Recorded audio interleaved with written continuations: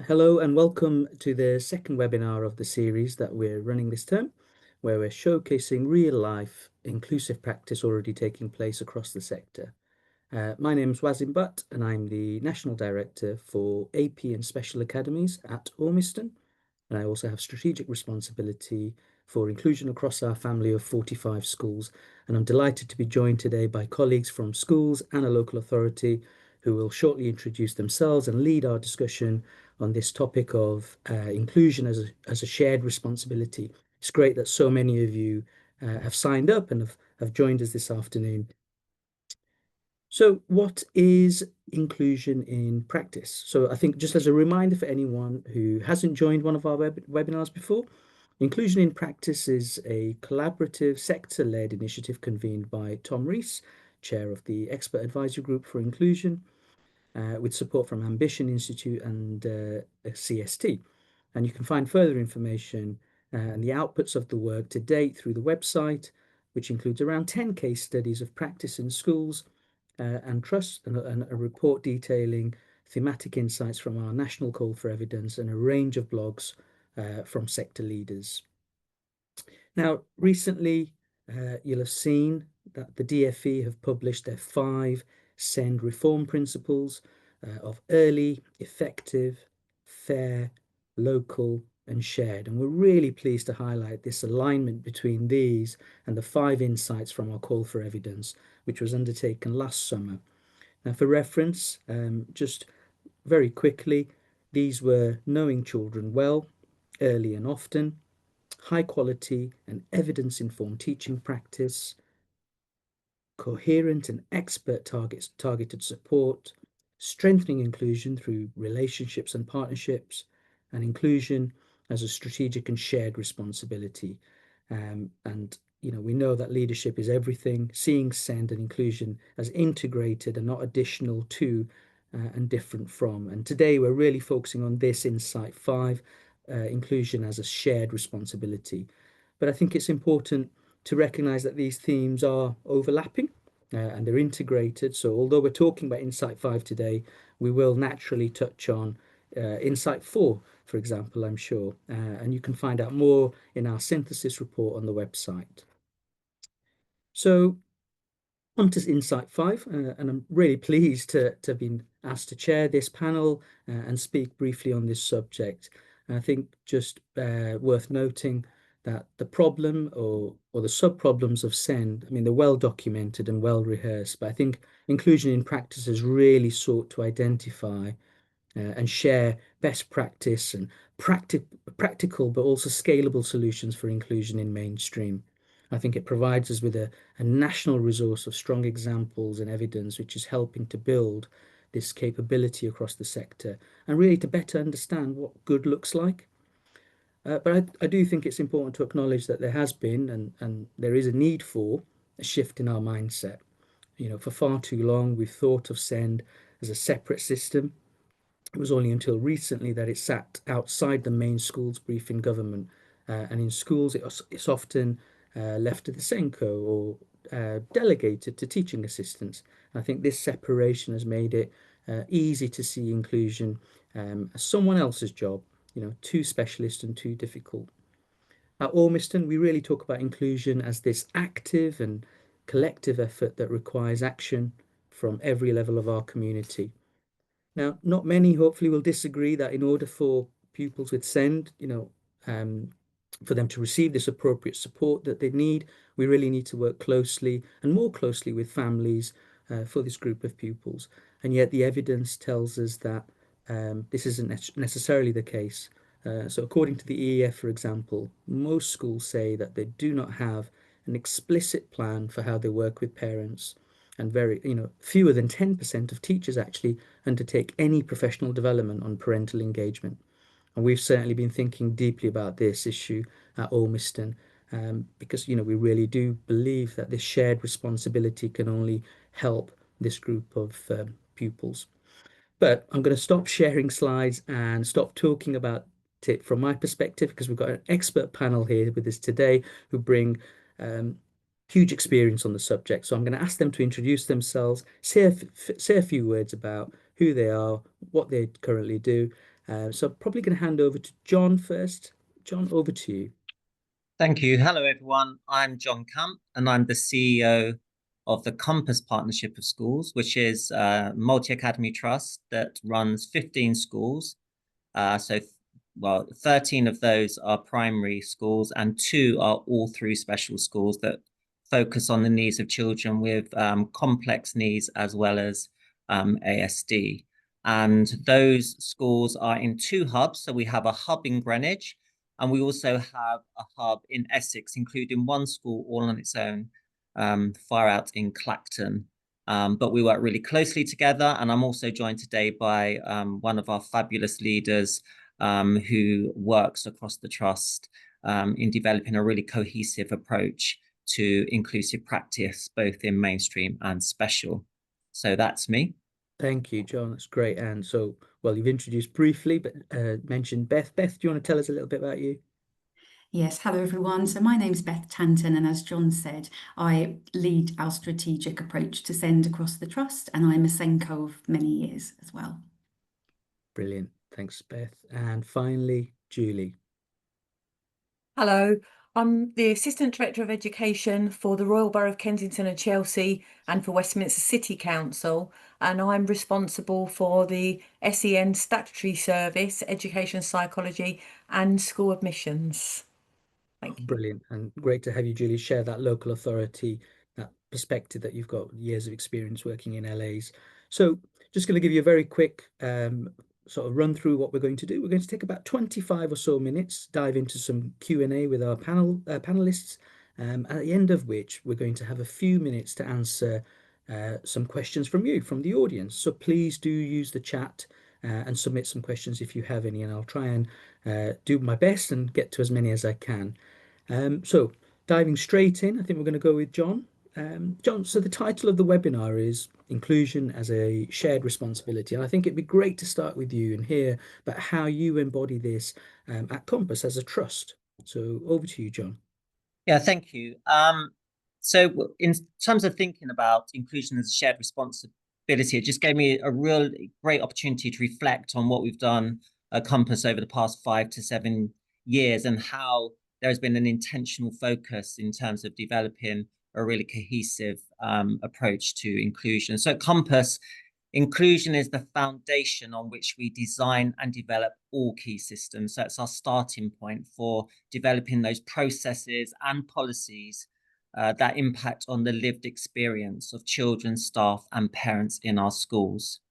And just, a health warning that this is just one approach. It's the approach that we've used, but of course there are many for that. And for us, that shared responsibility is enshrined in an intentional focus on developing inclusive practice by design.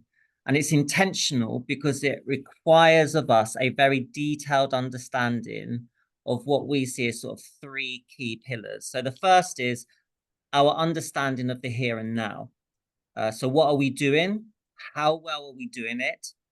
And what is the quality of impact in terms of what we're doing? So understanding our current context. And in understanding the current context, we're then able to collectively vision what can be. So on the basis of what we're doing now, where is it that we want to be and what's our preferred reality? So on the basis of understanding our current context, we're then able to work together to envision what we actually want. And on the basis of those sort of first 2 intentional stages, we're then able to shape the way forward so that we get what we want or what we need. And when I say we, I'm talking about us as a trust, and that includes our parents, our children, our colleagues, and our wider community in terms of understanding that sort of community context. And I'd like to frame that really as 3 questions from a coaching context. So these are, in terms of process, in terms of how we develop that shared responsibility, what are our challenges, where are the gaps, and where might our unused opportunities be? So that's the first question. The second question is, so what are the solutions that make sense in that context? And what is it that we want to see as a result? And then the third question is what are the actions that make sense? And how will it help us to reach our preferred state? And again, just to emphasize, our preferred state is our collective ambition for what we want to achieve for our children. And so that process requires a degree of engagement from all of our stakeholders, as it's that enables us to fill that vacuum that can often exist between what we think the issues are and what the issues actually are. So what is actually happening and how people are experiencing what we do on a day-to-day basis. And of course, the risk of developing plans of action that are not actually rooted in reality is high. It's time and resource negligent, and it slows down the progress and increases frustration.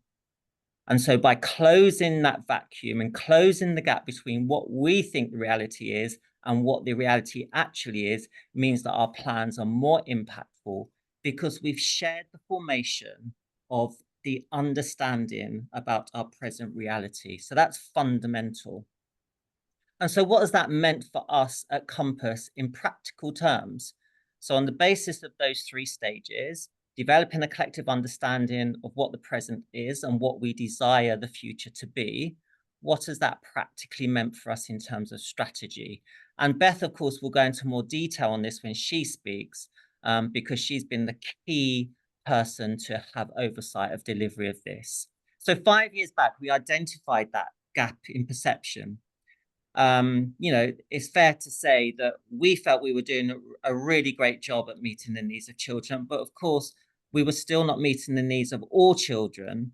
And, you know, we had a number of cases where parents, in fact, felt that their children could be doing a lot more and receiving a lot more support.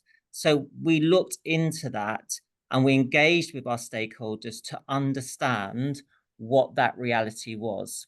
And working with them, we then developed a key strategy.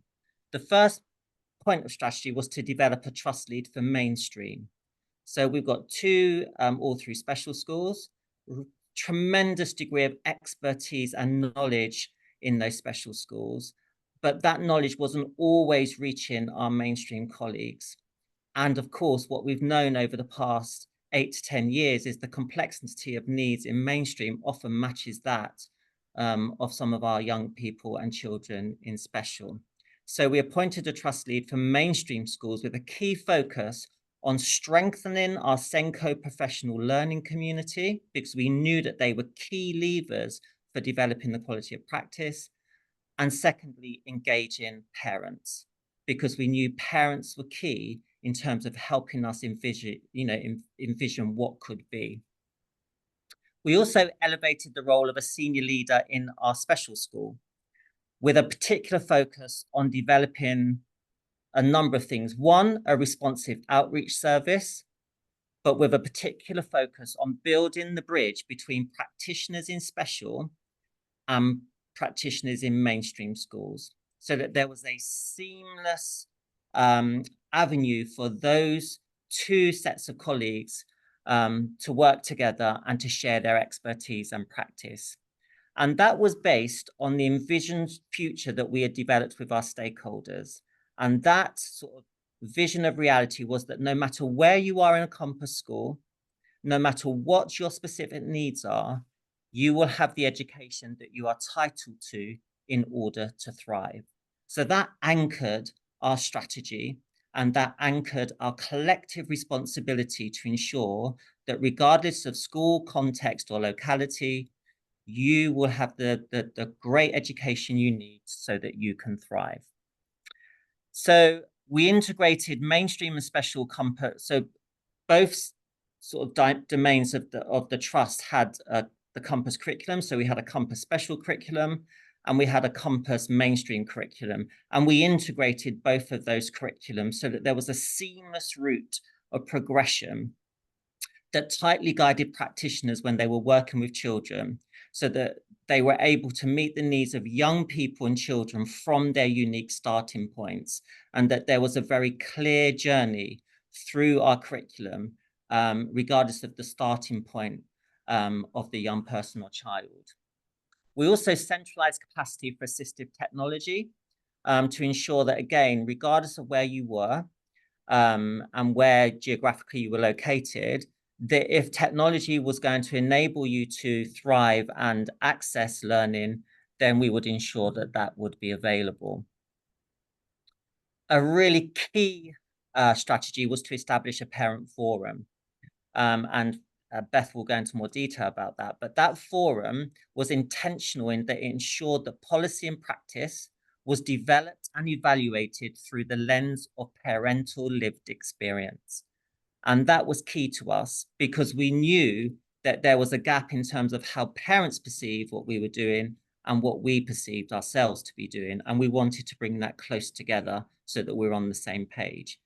And there was a particular focus as a trust on those parents who find us hard to reach.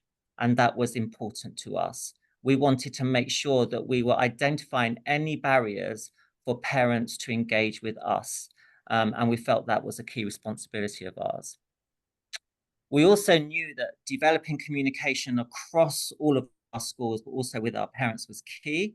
And Beth and Josh, who's our specialist in special schools, developed an Include newsletter to mobilize knowledge and best practice examples across the trust so that we were constantly looking at ways of mobilizing good practice examples, but also the knowledge that we were collectively curating across the trust so that everyone benefited from that. But importantly, so that we were constantly nurturing the DNA, the expectation that all schools would be delivering a really great inclusive education. And then there was an intentional and high quality focus on key policy and practice frameworks that built consistency, but not just consistently. Most importantly, that we were developing a common language that enabled all of our practitioners, regardless of where they were, whether they were in mainstream or specials, to meet and engage at the same point, regardless of context. And that enabled us to really sort of motor the development and the changes that we wanted to see. Setting up, guidance on setting up an enhanced provision in a mainstream school is an example of that, in terms of being really clear about the values, principles, and expectations from that sort of initiative in our schools. It also involved engagement of trustees through knowledge sharing and school visits, so that their evaluation of impact was robust, and it meant that they had confidence that when we were allocating resources, they were having impact. And that's really important in the trust because you have real potential to maximize the use of resources so that all children get the very best education. And then lastly, there was an intentional system-wide engagement so that we learned with and from others. So it wasn't just our shared responsibility as a trust, but we saw that as a responsibility beyond our trust, that we all collectively have a responsibility for meeting the needs of all children across the system. So we were keen to continue to learn with and from others. And an example of some of the organizations that we work really closely with are The Difference, Reach, and Whole Education, all working with us strategically on developing the quality of that shared responsibility across our trust. So they're just a few examples. So just to bring that to a close, hopefully I've got a bit of time. I think what's really important when developing a shared responsibility it's been around how we've developed that inclusive architecture across the trust that has ensured that school communities and the trust community interact and participate within a space that is built on core values, is clear about its ambition for all children, is purposefully designed so that all users of the space are clear about our intent and they're confident about the role that they play in that. And it's impactful because it builds agency and it raises standards. So that's, I think, briefly what we mean by shared responsibility, Wasim. Thank you, John. That's great. I think you used the word intent or intentional quite a few times, and I really like the idea of inclusion by design as you referenced at the beginning. And certainly I've made lots of notes as well. So thank you for that. Beth, we're going to jump on and ask you to go into a little bit more detail, I guess, in terms of what it looks like on a day-to-day basis across your schools, across the trust, and in particular the point John made around parents and families, how you engage with those on this shared, obviously this shared responsibility, but there was an element of shared planning and co-construction as well. So over to you. Thank you. So, yeah, at Compass, we just really believe that great schools serve their whole community.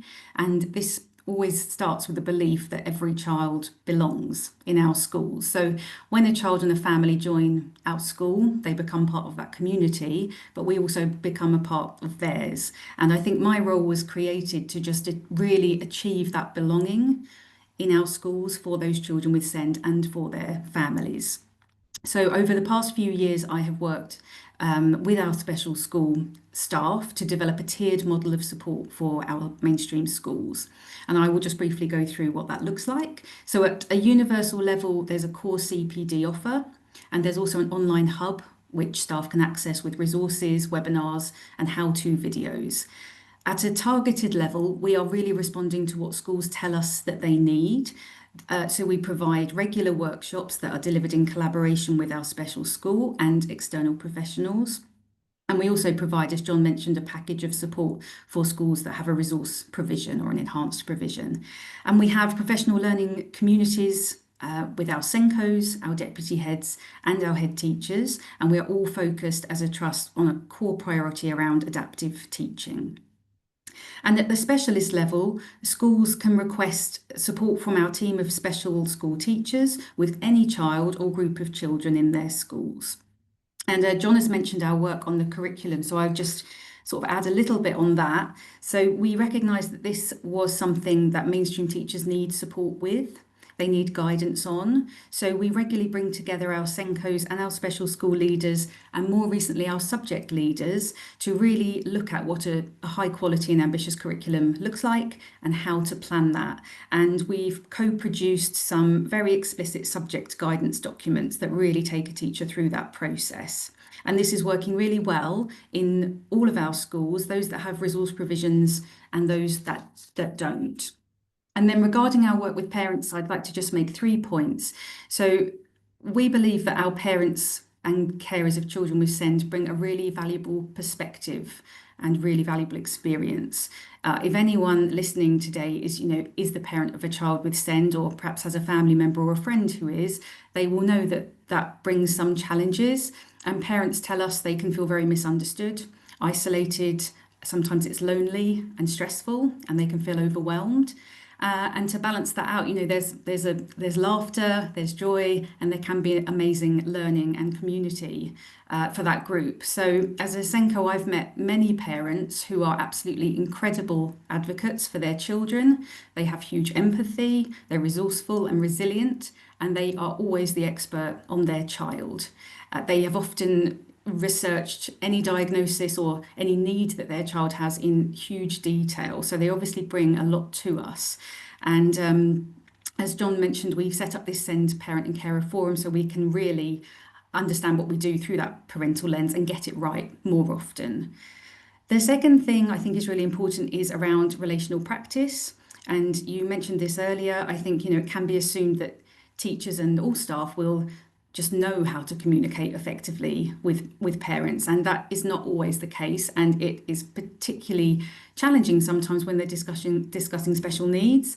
So we are trying to be deliberate about this across our trust, and when ECTs join us, their very first CPD session with us, we deep dive into the experience of parents and carers, and we introduce them to a communication tool called the Penguin Loop. And this really encourages school staff to share observations with parents, but importantly, to also encourage parents to share observations from home with us to create this positive loop of knowledge sharing. And this means that we in school develop a much richer and more accurate understanding of our children. And a great, very, very simple script that I would encourage teachers to use is just simply, I have noticed this. What are you noticing at home? Just to open up that conversation. And finally, our parents, did tell us they can feel isolated and misunderstood. So we're very focused on creating connection for our parents. Our schools are creating supportive networks and they are facilitating introductions. And this can be as simple as approaching a parent and saying, you might find it helpful to speak to this other parent who has, a similar situation. But it can also be facilitated through coffee mornings, stay and play, walk and talk sessions. We have some schools that have established a tea and chat session for those parents of children joining the early years. So from day one, that those connections are made. We have send parent champions that have been created in some of our schools, and schools are also using their external professionals, so their educational psychologists or their speech and language, I'm so sorry the light's gone off, their speech and language therapists to support them as well. And I think, for parents to feel connected to the school, they just really need to hear our values, and they need to know how we're putting that into action, which is why we have launched our Include Ed newsletter. So I hope that gives an overview. Yeah, no, that's great. Thanks, Beth. And I'm sure there'll be lots of people thinking about questions to submit as well, because I've got a couple coming through, but that's really great. Thank you for going into a bit more detail there. So Julie, we're going to come to you, and we've heard about parents and families, and I guess I'm quite interested in, from your experience, what practical tips you would share to facilitate collaboration between other stakeholders in the system too, including parents, but you're from a local authority perspective too. So over to you just to share any thoughts and expertise here. Thank you. I'm going to say I'm not an expert. I'm just a very long-serving local authority strategic lead, and I'm responsible for place planning around special schools and AP, and I am acutely aware that successful delivery, the kind of, how it works around here, is reliant on the partnership with leaders in schools. It's reliant on amplifying the voices of the families that we serve.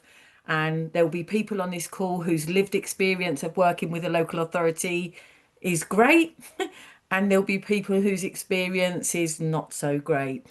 To me, collaboration means valuing the people we're working with and being able to recognise the benefits of pulling together so that we can achieve more together than we can separately. So before we collaborate today, I just want to tell you, Kensington and Chelsea, it's an inner London borough. It's known for its diversity. 54% of the residents in the borough weren't born here. But we've got the Notting Hill Carnival, we've got Kensington Palace, the Royal Albert Hall, we've got all the lovely museums that you take your schools to. And whilst many of our residents are highly skilled and in great jobs, actually Kensington level of unemployment is 4% above the London average. The cost of housing in Kensington is so high that it means some of our families are living in areas that are really quite concentrated deprivation, and we will be forever associated with the tragedy that cost 72 people their lives in Grenfell Tower. And everybody who works for Kensington Chelsea pledges to be the best that they can, so that the legacy of Grenfell is that we have the best public services for our residents. So that really impacts the way that we all work together. And then through a joint working relationship, so a collaboration, we work with Westminster City Council, which are our neighbouring London borough, and we provide equivalent services for schools and families in Westminster. And it's one fully integrated SEN service. And what that collaboration gives us is economies of scale. We're very cheap, you only pay for half of us, but we are resilient, and it gives us flexibility, and we can trial and test things, and we continue to learn while we're doing that.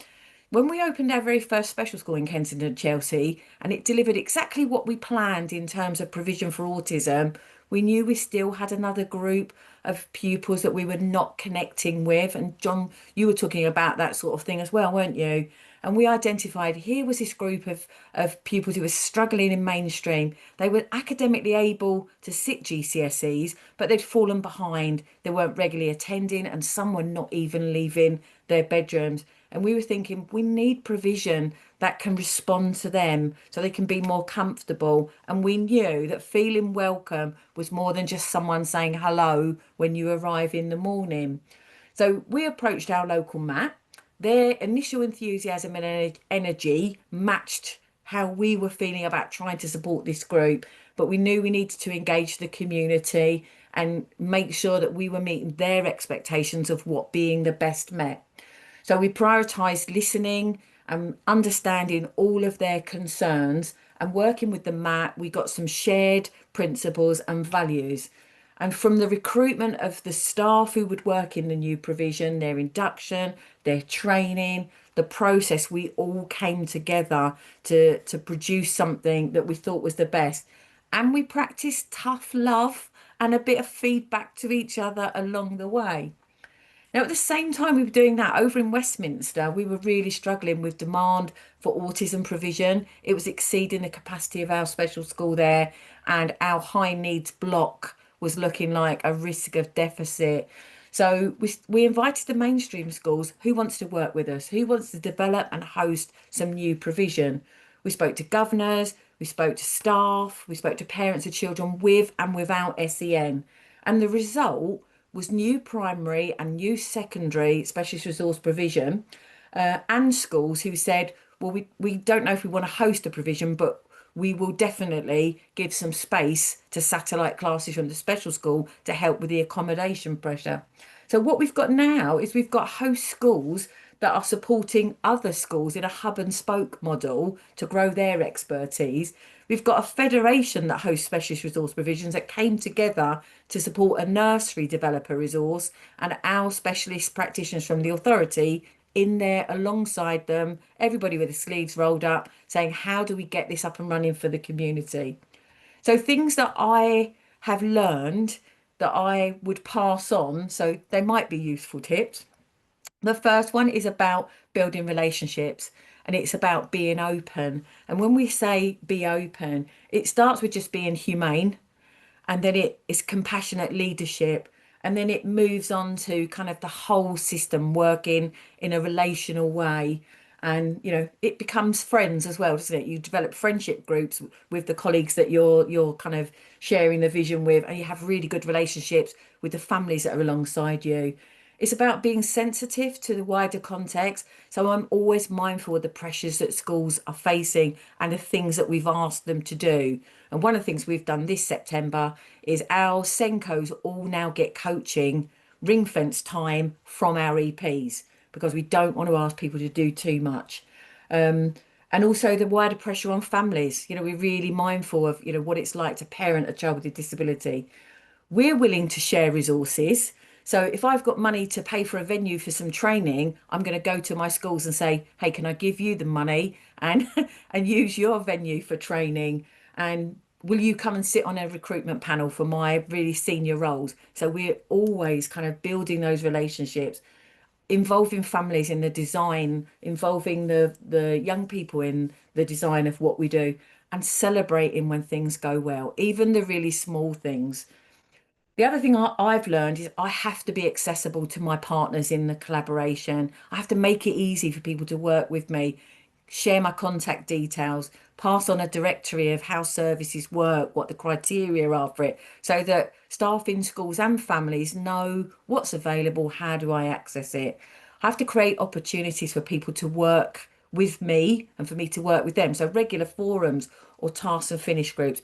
I have to be very flexible about timings and offering hybrid or face-to-face.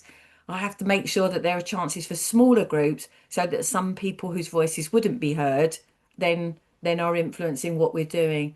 And I like to make sure that there's feedback to people on an individual basis to thank them for their contributions, because we just wouldn't be moving forward without them. And the final thing for me is I've learned about the importance of developing trust, about being transparent and being authentic, sharing information, sharing the data that we've got, and avoiding saying, well, we can't really comment on that, or we can't really say, because it sounds like we're up to no good. And I think, government recently said we're going to be radical without giving people the details. And what you do when you do that is you cause alarm, don't you? So, if we're going to have a positive collaboration, it's got to be built on trust. It's got to be built on that honest sharing what we can, when we can, and saying, we can't tell you because we haven't made any decisions. We're still gathering the detail. We're still analysing the data, but we will come back to you when we know. And over the last year, we've consulted on our vision and our strategy to 2030. and worked really hard to make sure that everybody has a say in the way that we do the things we're going to do. We published our ordinary available provision document in June, which was us saying, as a local area, this is what we're committed to offering our children and our young people, whichever school they go to. And what we're trying to say through that document is it's only by working together that we make inclusion a reality for every child and young person. Thank you, Julie. Some gold nuggets there. And we've got some questions coming in. So I'm going to dive straight into a bit of Q&A if that's okay. I'm going to start with you, Julie, actually, because there's a question here, touches on what you've just said in terms of what's ordinarily available, touches on the comment earlier about resource provision. The question is in relation to where there are no special places or where mainstream schools are struggling to meet need. How have you worked with mainstream schools to think about that ordinarily available offer? How have you worked with them to think about where it's appropriate for enhanced or resource provision? Could you just give us maybe a sort of steer on that question?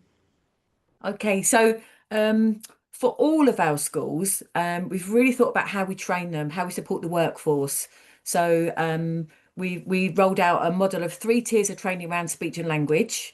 So we offered free training to every single primary school in awareness of speech and language needs. And then we supported the training of a couple of champions for each school who can be the go-to for their colleagues. And then we looked at how we did some pilot work around really targeting support to groups of children in reception and key stage 1. So thinking about developing the expertise of the workforce. Schools that were particularly interested in it will kind of step forward and say, actually, this is really working for us. We'd like to do more. What's available? We've got advisory teachers known as the SENDIs. And that's what the SENDIs will do. They will come out and be in your classroom alongside the class teacher. So we're trying to take some of the burden off of the SENCO and modelling.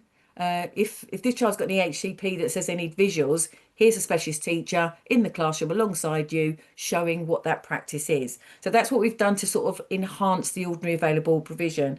For the specialist resource provisions, if a school expresses interest, we'll look at how do we help you develop the expertise. So how do we start small? What training can we give you? How can the EP be involved? How can we bring in those specialist teachers to help raise the level of knowledge? So if it's an autism provision, you know, we want to help the school set up a communication supported environment. We want to get the physical environment right. We've invested our high needs capital in creating the physical changes that will make it easier. And then we support the schools in training the staff. What I will say is it's really challenging recruiting teachers, isn't it? Finding the people who want to lead the provisions. So where we can, we've encouraged schools to grow their own and bring staff forward. And we have a written service level agreement that sets out roles and responsibilities and the support you can expect from the local authority if you step up and host provision for the whole area, because that's what you're doing. You're saying, actually, we're going to take a bit of a lead here. Thank you. Thanks for that, Julie. That's brilliant. We've got lots of questions coming in, so I'm going to pull a couple of questions into one for you, Beth, if that's okay. So this is in a roundabout way. Would you be able to share any, I guess, concrete examples of where you've been successful, where you've changed perceptions, where parents were maybe not trusting, or where there was a slightly, maybe the role of parent champions that you described? Is there an example that you could share here of changing perceptions, where you were maybe going from a tricky situation to a not so tricky situation?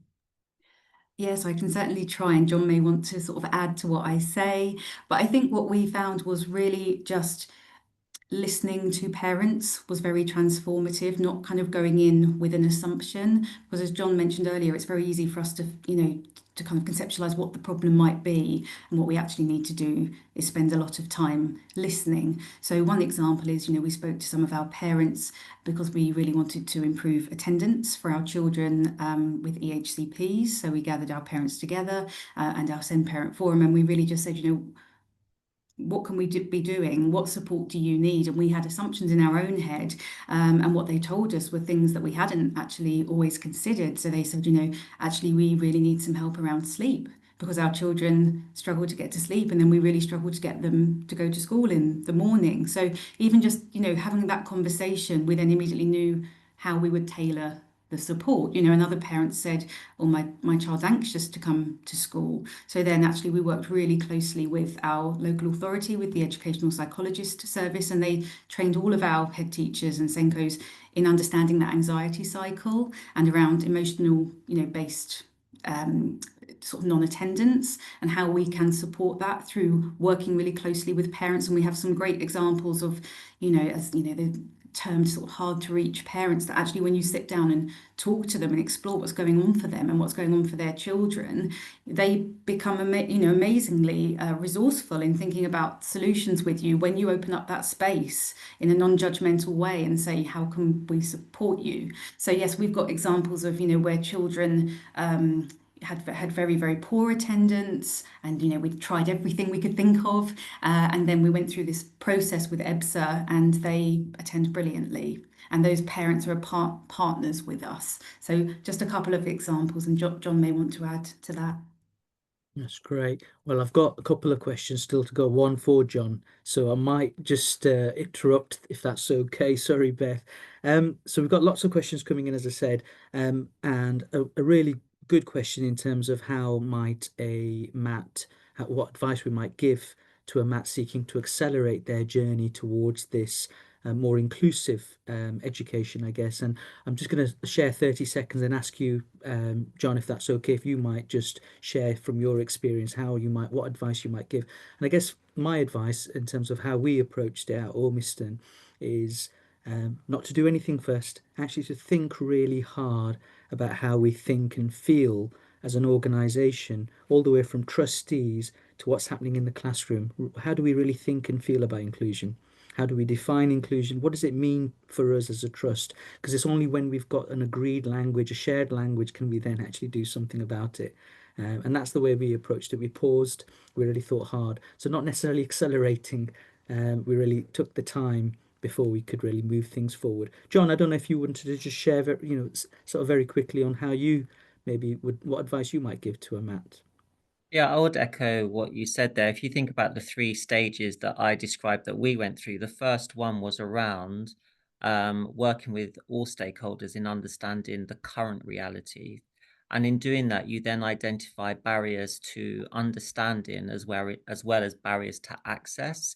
And I think, Julie made some really important points about being transparent, being relational, but importantly, respecting the views and ideas of others. So, because in doing that, you then understand where the barriers are and why those barriers exist. And, everyone in school wants to do the very best that they can for young people and children. There's nothing more frustrating than feeling that you don't have the knowledge or the expertise to do that well. And our most valuable resource are the people in the classes working with the young people and the children and delivering for them day in, day out. And we recognize that that was our most valuable resource, but it was also the resource that in times of hardship, we could work the most with and have the most impact from. So a lot of the work that Beth has described already and the work that Beth did was around continuing to develop the capacity of teachers and support staff, their knowledge, their expertise, and their confidence to be able to meet the needs of children. It's one thing saying we want to be inclusive. Your actions have also got to be inclusive. And the way you do that is by working with your most valuable resource, your people, so that they feel knowledgeable and confident to be inclusive. And they will be inclusive. They just need the tools and the knowledge and skills to do that. Thank you, John. And I can't believe we've already got through 45 minutes and we're in our last 5 minutes, and there's lots of questions, but I'm going to hopefully what we're going to reference and refer to will help support some of the questions that are in the chat. So I am going to ask the panelists for a very quick final reflection or takeaway in a second, and I guess just to highlight that we have recently, Inclusion in Practice, we have released a new case study focusing on the whole school approach taken by the Percy Schumer Academy. So I would encourage you to have a look, and that's in terms of supporting pupils with SEMH needs. There's also a case study which will be published very soon, outlining further details about Compass Partnership Schools. We've heard lots today already, but this is detailing their collaboration with parents and families between mainstream and special, and building on the insights Beth and John have shared. So very quickly, if that's okay, Julie, would you mind one final reflection and takeaway from you, please? I think I really liked Beth and John's comments about great schools serving every child in their local community and really having the lens of the parent lived experience when we're thinking about all of this. Because if we're designing provision for children, young people, having their families alongside us is integral to its success. Thanks, Julie. And Beth, over to you. Yes, I would just say, SEND is often spoken about as a problem, and I understand the reasons for that. But I like to think that that growing complexity of need coming into our schools, we can view that as an invitation to become more expert ourselves and to become more excellent for our communities. So that's probably what I'd like to leave on. Great. And finally, John, I know you're a big fan of Beyond Boundaries, so final reflection or a key takeaway from you. Yeah, I would highly recommend Beyond Boundaries by David and Natalie. I think so for me, schools are not just places of great education, they are places of community renewal and community cohesion.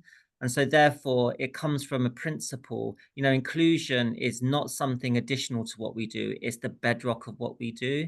And we come from the belief that all children should be able to go to their local school and feel a deep sense of belonging in that school because they are understood and their needs are met. And fundamentally, that's what working collaboratively together, is in terms of meeting the needs of our wider community, not just a small cohort of children.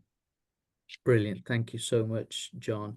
So we've come to the end of this webinar on inclusion as a shared responsibility, and it leaves me to just share the next webinar within the series this term. So the QR code is now up on the screens. It's on the topic of meeting needs early, exploring practical ways schools and trusts can ensure children are identified and receive the support as early as possible. And that just leaves me to say thank you to Ambition, to CST and Impact Ed for bringing us and all of this together so seamlessly. And thank you also to John, to Beth, to Julie, who've taken the time out to share their thoughts, their expertise with us this afternoon. I've written down loads, and I'm sure you have as well. And thank you to you for joining us, and have a great afternoon and a great week. Thanks very much.